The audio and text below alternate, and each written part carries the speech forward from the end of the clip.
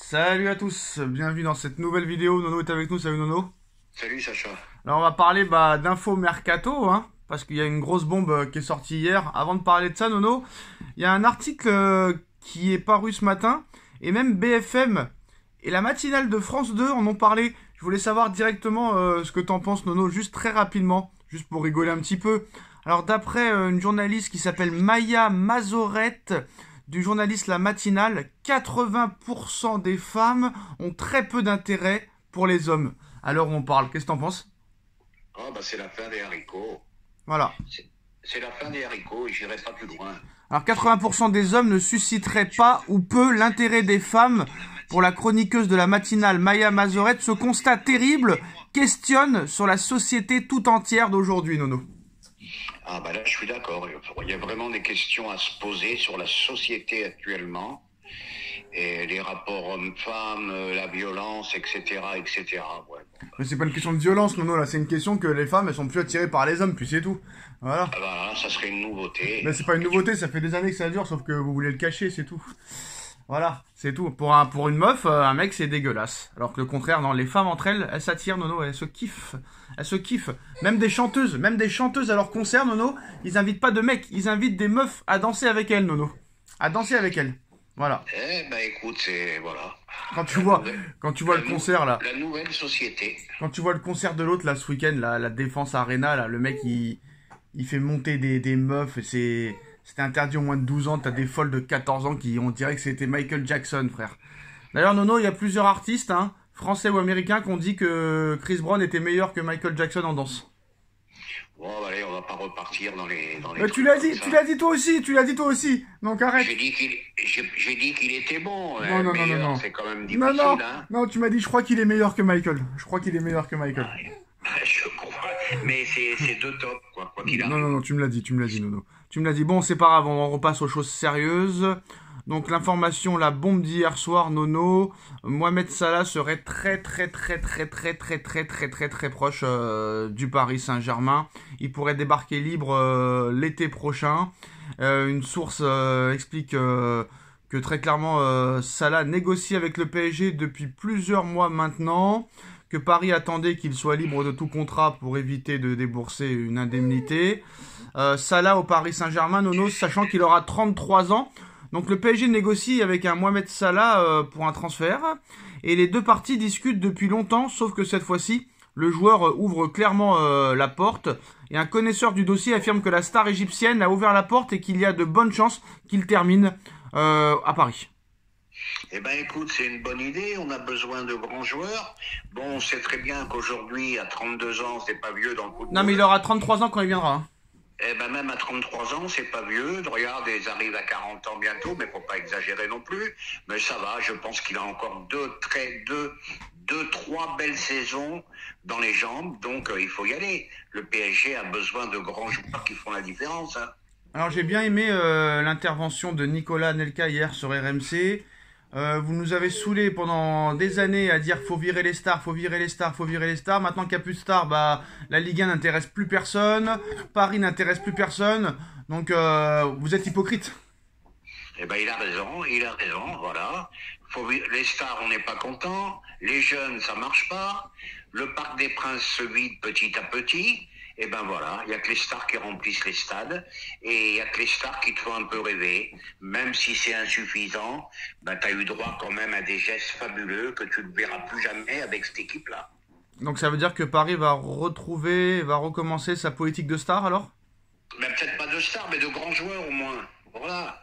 Faut pas aller jusqu'au niveau qu'ils ont été avec Mbappé, faire n'importe quoi, de se mettre les menottes au poignet. Mais au moins repartir avec des grands joueurs, voilà. Là, tu as un effectif qui est complètement insuffisant. Il y a un plafond de verre. Il y a un niveau Ligue des Champions qui est trop haut pour cet effectif. Et puis, malheureusement, erreur sur erreur. Et tu auras encore beaucoup de joueurs à changer. Alors non, il y a beaucoup de choses encore une fois. On pensait qu'une fois que les stars seraient parties, les polémiques seraient terminées. Il y a tellement de choses qui sont sorties depuis hier soir, Nono, que je ne sais pas par quoi commencer. On va commencer par une autre info mercato. Paris veut encore recommencer à essayer de recruter Kvaratskhelia pour l'été prochain. Monsieur De Laurentiis ne veut toujours rien savoir, malgré que le joueur veut absolument partir. De Laurentiis veut absolument le garder. C'est toujours le même prix, hein, entre 100 et 110 millions d'euros. Qu'est-ce qu'il faut faire avec Kvaratskhelia? Est-ce qu'il faut sortir le chèque ou est-ce qu'il faut laisser tomber et entériner ce dossier? 130, c'est trop cher, même s'il n'a que 23 ans. C'est vraiment beaucoup trop cher. De Laurentiis, il mangera la banane, comme il l'a mangé avec Osimhen, qui est parti en prêt. Voilà, écoute, à force d'être gourmand, tu manges la banane. Ouais, mais Osimhen, avec la saison qu'il a fait, il va revenir de prêt et je pense que ça sera le même prix encore. Hein. Oui, peut-être, ou je pense plutôt qu'il va mettre son prix à la baisse. Non, mais le problème, Nono, maintenant, je ne sais pas si c'est Pérez qui a remis les dirigeants de clubs dans le droit chemin, mais là, à part encore un peu Paris et Chelsea, il n'y a plus personne qui dégaine le chéquier, alors qu'il y a de plus en plus d'argent dans le football. Hein. Non, puis les footballeurs ont compris. Hein. Ils sont pas plus bêtes que les autres. Hein. Ils ont compris. Hein. Ils partent libres. Voilà, grosse prime à la signature. Et c'est eux qui empochent le pactole, hein. Ils sont pas cons les mecs, hein. Alors il y a beaucoup d'affaires, Nono, hein. Là c'est officiel, Mbappé a saisi la LFP pour défaut de paiement de salaire et de primes par le PSG. L'énorme conflit financier opposant les deux parties n'est pas prêt de se terminer. Ça va être appel sur appel, ça va durer des mois et des mois. Il n'est pas prêt de toucher son oseille, moi je te le dis. Encore un truc, Nono, rappelle-toi, hein, José Rodriguez, hein, le flop du Paris Saint-Germain qui venait du Real Madrid pour 25 millions d'euros à l'été 2016 et qui n'a jamais réussi au PSG, qui a été reprêté 6 mois après à Las Palmas et qui a été prêté tous les ans. Et là aujourd'hui il s'est lâché complètement José sur Nasser. Pour faire court, Nono, il a dit: Nasser, je ne sais pas s'il préférait ma femme ou moi. Écoute, oui, ça s'appelle la vengeance. Il a jamais rien pu faire au PSG et on se demande comment ça se fait qu'il est arrivé au PSG parce qu'il est arrivé blessé, en mauvaise posture. Encore un transfert incroyable d'ailleurs, encore une erreur colossale. Après les mecs ils se vengent, c'est facile, hein. Alors le PSG pense aussi à la révélation de cette année, Omar Marmouche. Selon la presse anglaise, le Paris Saint-Germain fait partie des clubs intéressés par la révélation de cette saison, Omar Marmouche, Nono. Voilà, un très très bon joueur qui joue à Liverpool, si je me souviens bien, hein, c'est ça, hein, qui joue à Liverpool, c'est ça. Voilà, ça va être compliqué, parce que vu la saison qu'il fait, lui, oula. Ça va être plus que compliqué, mais c'est toujours pareil. Il y en a marre, et le PSG intéressé par lui, qu'ils essayent de construire une équipe. Et 13 buts et 7 passes décisives en 12 matchs cette année, Nono. Oui, d'accord avec toi. Voilà. D'ailleurs, il y en a qui disent qu'il est favori avec Salah pour le Ballon d'Or. Écoute, on verra bien la suite. Hein. Voilà. Donc, on a vu hier encore une fois le but de Mbappé. Mbappé qui a été élu encore une fois homme du match, Nono, alors que Bellingham a été buteur et passeur décisif.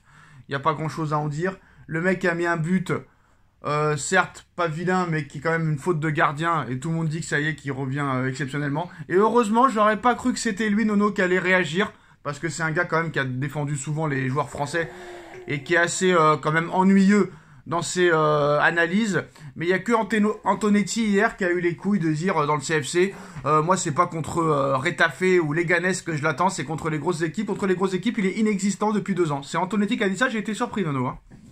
Je suis d'accord avec lui. Il n'y a plus de débat possible, hein. Quoi qu'il arrive. Voilà, ça me rappelle des anciens souvenirs avec le PSG, même quand il était très moyen, c'était l'homme du match. C'est une politique, ça continue comme ça au Real. Parce que hier, il n'a pas fait un match nul quand même. Bellingham a été... Non, mais Bellingham a été... Attends, non. Mais Bellingham a été 100 fois meilleur hier. Laisse-moi finir. T'as vu les 2 occasions qu'il rate après le 1-0, Mbappé? Il élimine le gardien. Tu me laisses pas finir. Attends. Il a beaucoup vendangé. Faut arrêter. Voilà, homme du match. Le débat est fini, il n'y a plus de débat à avoir. Ils ont décidé, tous les médias ont décidé que Mbappé était l'homme du match. Bon, Nono, le Real maintenant est en danger en Ligue des Champions, parce que certes, là, ils vont revenir sur le Barça, mais en Ligue des Champions, tu joues à l'Atalanta le prochain match. Bon, que Paris se fasse éliminer avec l'équipe de clochards qu'ils ont, c'est normal. Mais le Real, ce sera pas normal. L'Atalanta, ça va être très très compliqué. Quand tu penses que le Real Madrid a été invaincu toute la saison en Ligue des Champions l'année dernière, Nono, et ils sont déjà à 3 défaites en 5 matchs cette année. Écoute, on verra bien, hein, on verra bien la suite. Hein. Alors, il y aura un autre débat, mais ce sera sur ta chaîne, Nono, parce que sinon la vidéo elle va durer trop longtemps. Donc rendez-vous dans quelques minutes sur la chaîne de Nono. A tout de suite.